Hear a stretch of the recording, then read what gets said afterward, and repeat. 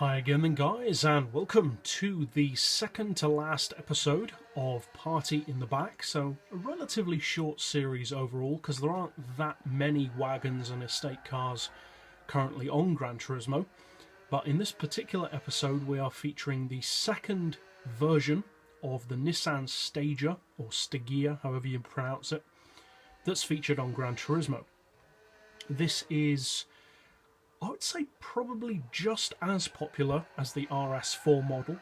You would assume that it would be more so, but I actually see a fair amount of both, because both cars have their own advantages and both have their own disadvantages. Now, this model isn't just the Stagea with a fancier looking body kit and a wing. There is actually a significant difference, or a significant amount of differences, between the two cars.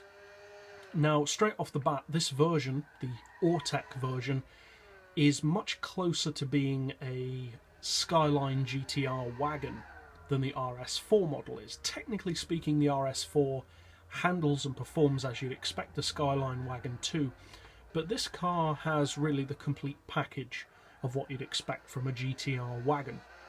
It has the look, it has the sportiness, it has the fun factor, and also the strong all-round performance and spec. And in some ways it is actually superior to the RS4 model. In some ways though, it's not as good, and one of those ways is perhaps surprisingly the power. Now, the engine on the two models are different. The RS4 is a 2.5 litre turbo, this is a 2.6 turbo, which is much closer to being essentially, as I said, a GTR engine.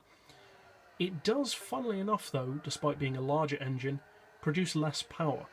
640 horsepower compared to the RS4's 649. So not a massive drop, but a drop nonetheless. As far as torque though, it produces significantly more. The RS4 produces 468 pound-feet. This car is 528. So a lot more torque. 60 pound-feet more. And you can feel that. It does have much more low-end grunt than the RS4 version, which tends to like to be worked hard to get the best out of it, whereas this car really feels like it has that big lazy power, which is very easy to utilise. As far as weight, this model is also heavier, which is probably not too surprising given the fancier bodywork, the larger engine, etc. And it weighs in at 1,378 kilos, which is around 40 to 50 kilos heavier than the RS4, so neither car is the lightest of wagons anyway. And as far as horsepower per tonne, this car puts out 464, which is of course less than the RS4 model because it has less power and weighs more.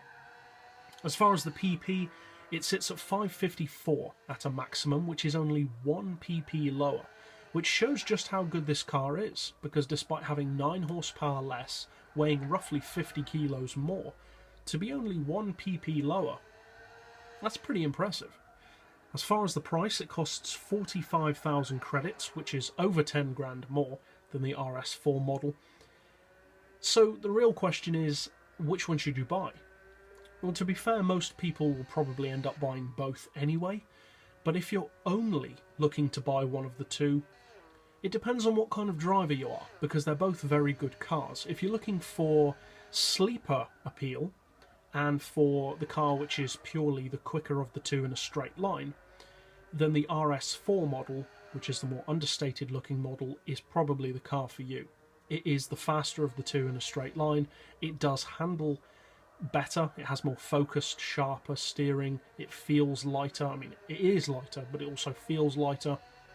In fact, it feels a lot more than 50 kilos lighter, to be honest. And it's also more understated visually.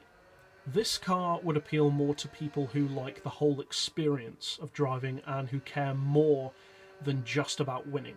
If you're looking just to win with a wagon, then go for the RS4.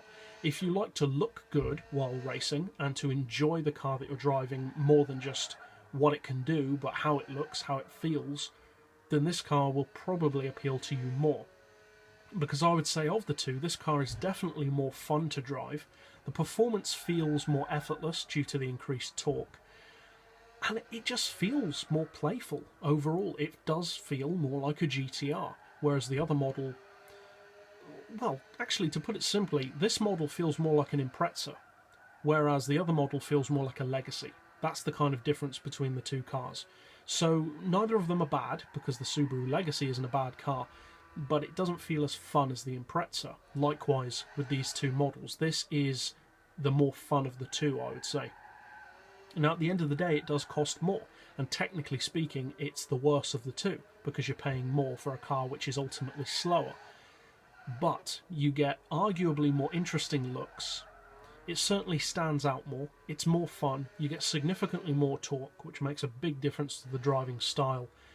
And at the end of the day, even though it is slower, they're both extremely quick cars. They both have all-wheel drive, they can both launch off the line far better than their pure power would suggest. And in fact, the Stageas as a pair are pretty much the next best thing to the Audis as far as the wagons go. None of the other wagons can keep up with them apart from the Audis. And the Audis are so much further ahead than anything else on the game that it's almost an unfair comparison. It's like comparing the French cars on the game. Of course the Veyron's going to win every time because there's hardly any rivals. Likewise with the wagons. But if you're looking for a fun wagon, which is a little bit more showy off and a little bit more fun than the RS4, then the Autech version may be the car for you. But that's it for this episode. I'll see you guys next time, and as always, thanks for watching.